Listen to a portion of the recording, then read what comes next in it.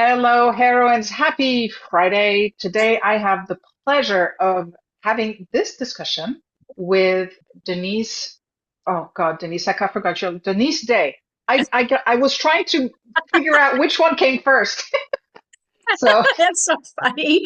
so Whatever Denise, works. there you go. So Denise is like me, an empowerment coach. So I thought it would be really interesting to bring her in and give you also an opportunity for her to share um, her perspective on things. So Denise, why don't we just get started with who you are, where you're from, and what it is you do?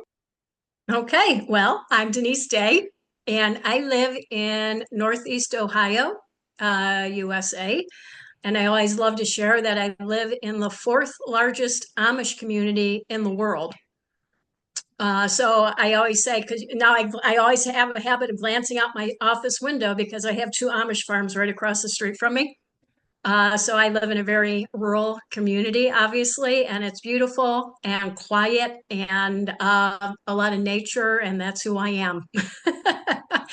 So, yeah, I live in a beautiful area. I have a daughter and an 11-year-old granddaughter who is the light of my life and the love of my life. So I want to give a shout out to them as well. And Alex, like you said, I am an empowerment coach. And I love the word empowerment because I believe many of us amazing women need to understand that that's within us. Sometimes life just knocks us around, not sometimes, most of the time.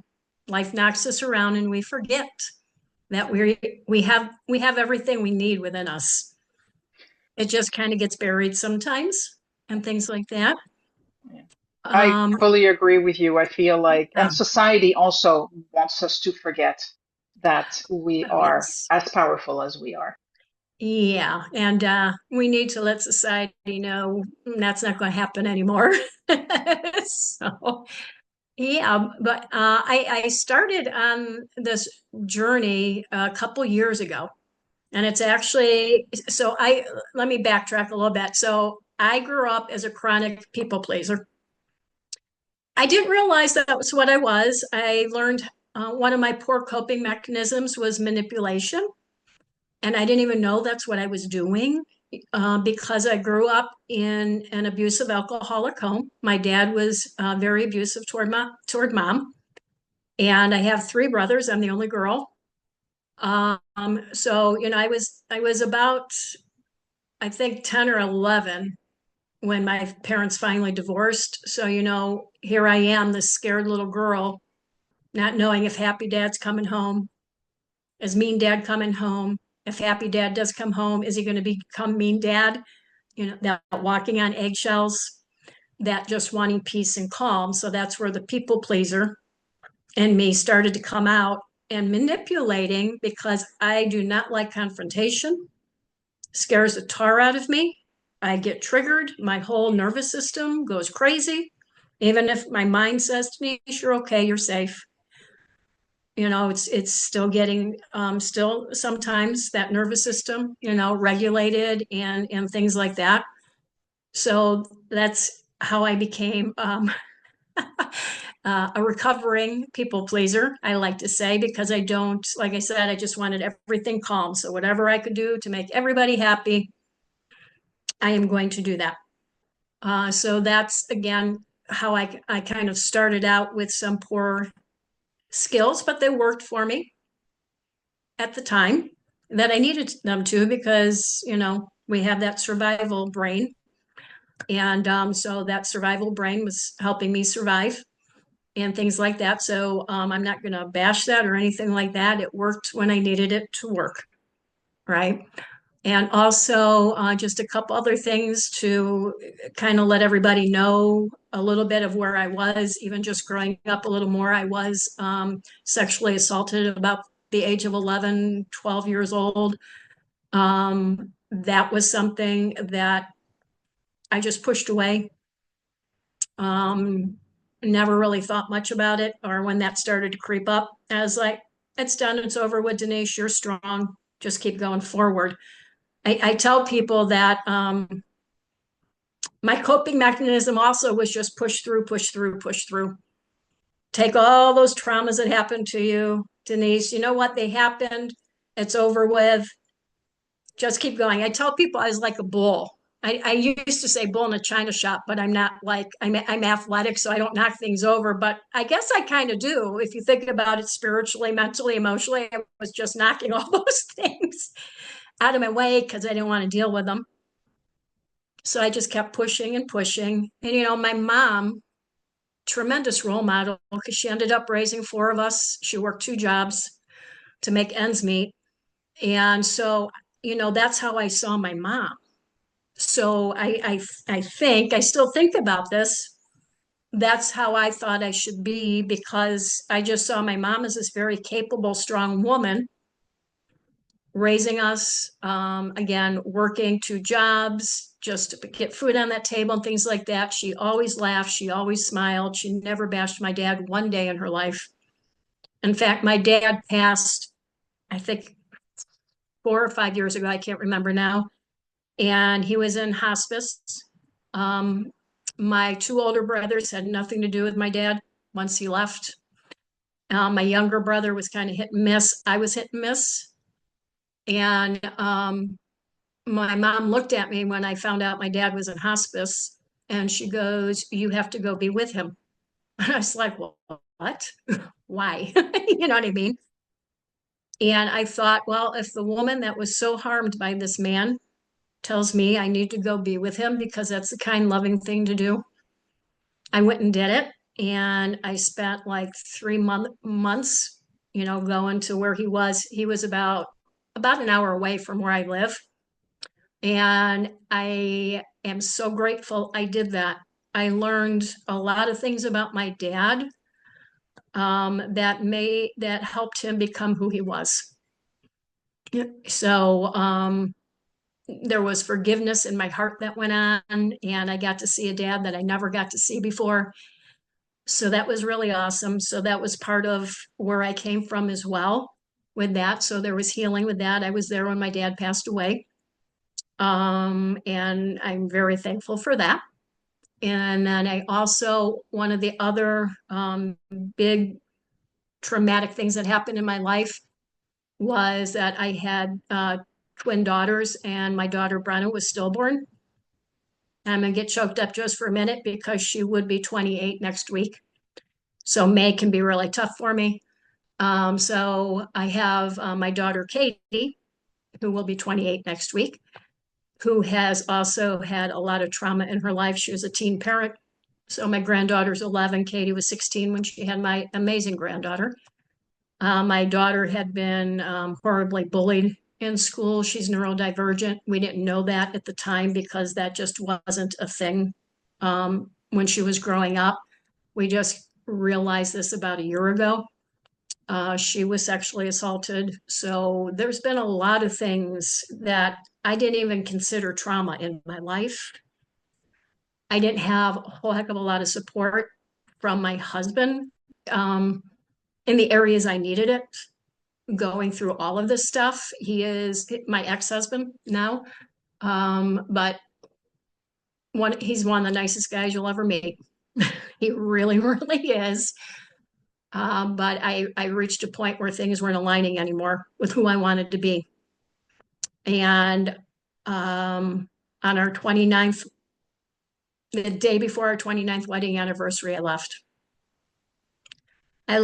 And I never looked back.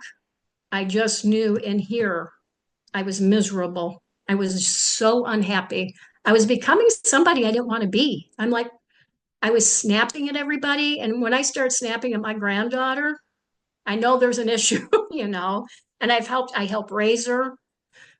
So it's like I'm more of a parent than a grandparent too, which is fine. But when I started snapping, and I actually started, guess what? Now it's affecting my health. My stomach's hurting. I'm not sleeping. I'm getting headaches. I am not doing the things I love to do. I'm not getting outside. I'll live outside. I work outside when I can, take the computer out there. I'm not happy, and I'm not used to that because even though I went through all this stuff, I have a tremendous sense of humor. I love to have fun. I love belly laughing. I love experiencing life. excuse me. And that was kind of going away, and my peace inside and my joy. And I'm like, what's going on, Denise?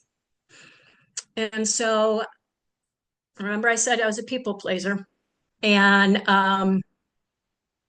for my 58th birthday, so that was 2 years ago, my 58th birthday, there was an event coming on with Matthew McConaughey. Some of you may have been on it. It was called The Art of Living. And I'm like, oh, I love Matthew McConaughey. I like looking at him. I like listening to him. So I'm going to do this. And it was like in the middle of my workday. And it was falling on my birthday. So I said, I'm going to gift this for my birthday to myself and take half a day off. I was a manager, so it was very easy for me to take off. My team that I had was phenomenal. They didn't need me. However, I started feeling guilty because of that people pleasing and all that other stuff. And I almost didn't get on that event. And something inside was so strong. It said, Denise, you're getting on the event. You're doing it. And thank God I listened, because it changed my entire life. It really changed my entire life. And I didn't even know, Alex, what he was going to be talking about. I had no idea. I just think he's cute. And I was like, I can look at him for my birthday. Not just as long. I just like Matthew McConaughey. And one of the first things he said was, he looked in the camera and he said, self-care and self-love is not selfish. You have to prioritize yourself. And I was not doing that at all. Never in my entire life was I doing that. And I looked up, I said, thank you, God, for pushing me and hitting me over the head to make me get on this event. And then that led me to another event. And that is when I was like, I think I want to go into this coaching business, because I really want to help women like me know that we have so much within us. We have a voice. We're important. We're worthy. We need to prioritize our needs and our wants, and it's not selfish. It's not. And we've heard the cliches, put your oxygen mask on before anybody else. And cliches don't really resonate with me because they're cliches and we hear them all the time, right? So it was just like hearing this Matthew McConaughey. It wouldn't have mattered who it was. This person say this, and I felt like it was directed right toward me. It was at the right time when I needed to hear it. And so again, I got on this other event. They're talking about, developing courses, coaching, online businesses. And I was like, and I had a job and I loved my job. I'd been working. My brother was my supervisor. I had worked with him. I had flexibility, all this other stuff. I was the manager. It was wonderful. But there was something inside me going, but that's not your passion, and that's not your mission, and that's not what you're called to do, Denise. And I was like, okay, but what is my passion? What is my mission? What I'm called to do? So it was funny because I actually looked at my daughter and I said, hey, I'm thinking about going into this coaching business. I have no idea how to do it. I don't even know what it means. But there's something inside me that will not let this go, and I know it. And she looked at me and she goes, Mom, you've been coaching people your whole life. You've just never realized it. And I looked at her and I said, well, yeah, I've been a volleyball coach. I coached volleyball for years. And I always used the sport, though, as a learning lesson for life. I'm like, these girls aren't going to be professional volleyball players, things like that.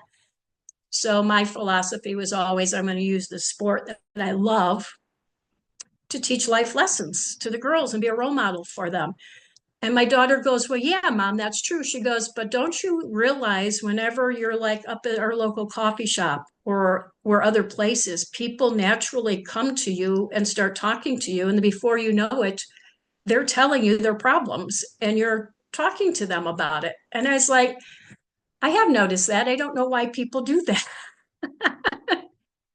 Because honestly, Alex, at the time, I was actually quite an introvert.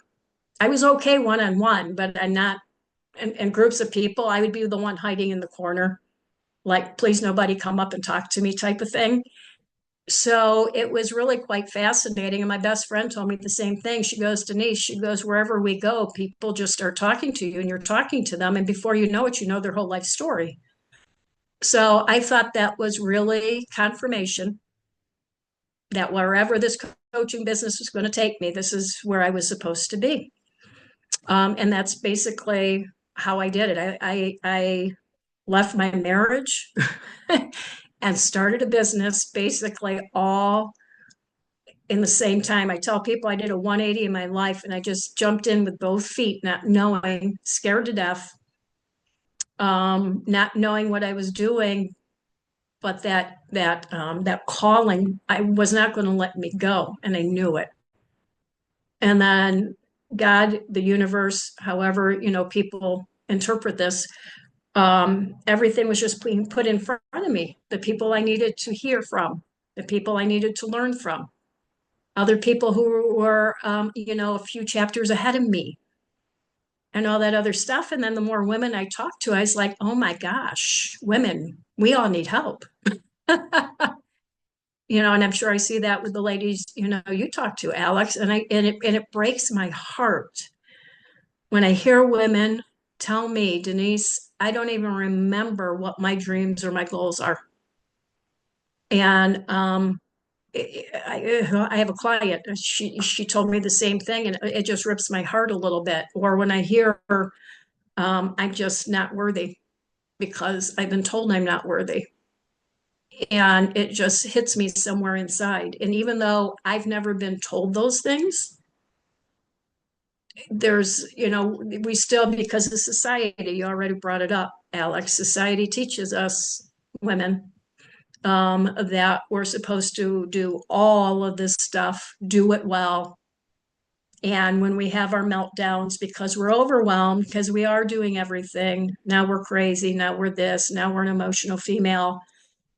And just too many of us are going through this.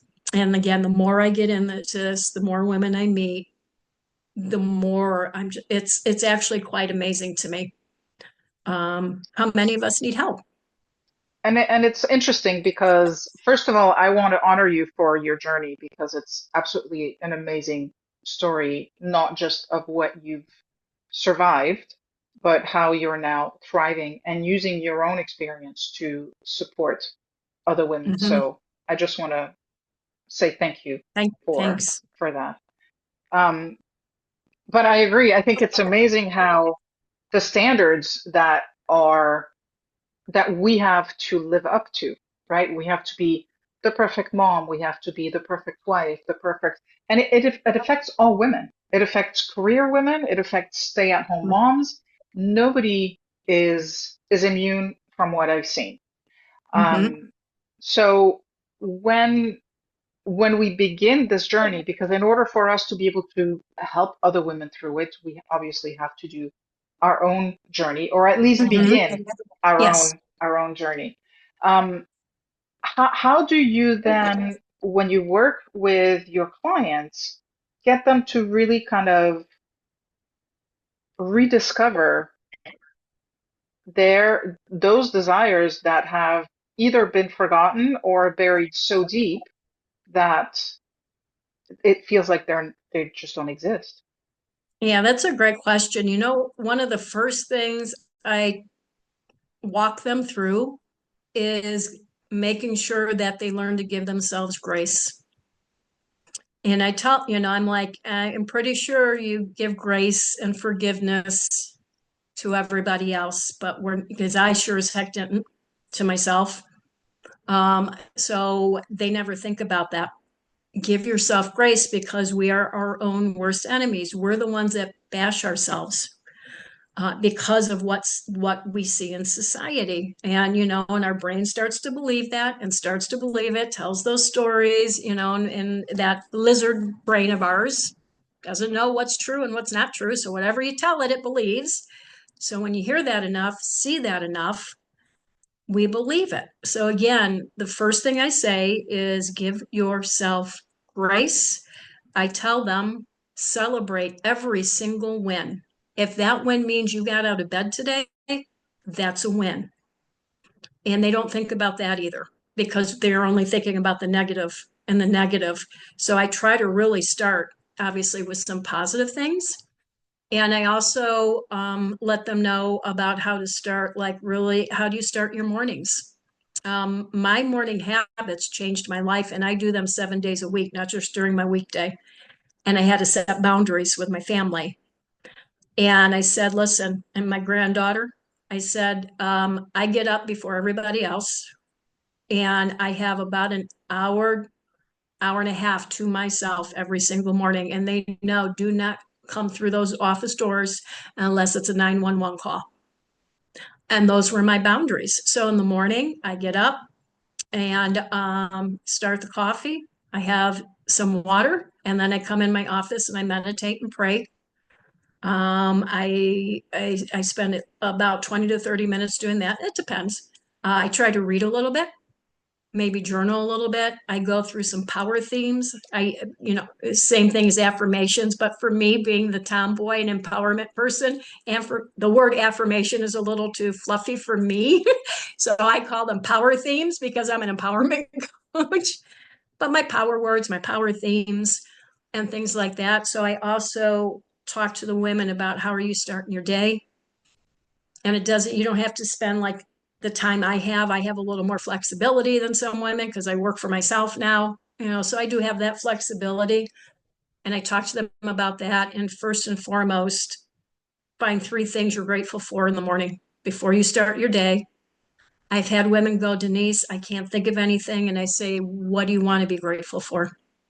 Then just do it that way. What do you want to be grateful for? So that's really how I start them, Alex. And the other thing I like to start towards the beginning of my sessions is you have to have your reason why.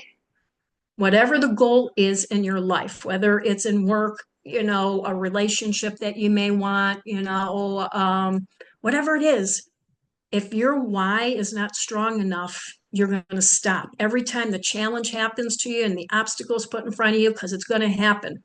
That's life. That's how we learn. That's how we become better people, hopefully. So I help them, I walk them through to find out. So if this is your goal, why? And if that why has to hit you so hard in your gut, in your heart, that it brings up such a strong emotion, because our emotions are what drive us. They drive us. And those are the emotions are the things that drive us to make the decisions and to make the choices. So I tell them, if that emotion or if that why isn't strong enough, when that obstacle pops up in front of you, you're going to give up. You're going to give up and you're going to backslide. So for me, my why with everything I do right now is I'm not going back to where I was. I refuse. I'm not just talking in that marriage. I'm in actually a really good relationship right now. It's the best relationship I've ever had because I found my voice. I found somebody who allows me to be who I am in my crazy times and he knows I just have to vent sometimes and then I'm okay. Somebody who does call me out when I need to be called out, who's honest with me. Somebody who holds me when I need to be held. Somebody who lets me be who I am. And I never had that before. I wasn't even looking for it. Here we go. I wasn't looking for anybody. I was like, no. And here we go. Somebody put this person in front of me, but has helped me be who I knew I was. I tell people my married name was Nash. And I told people because I'm a people pleaser, I forgot the day in me and I became a Nash. I don't know if that makes sense, but I forgot because I'm feisty. I am. And I'm not ashamed. I'm not going to make an excuse for it. I'm like this.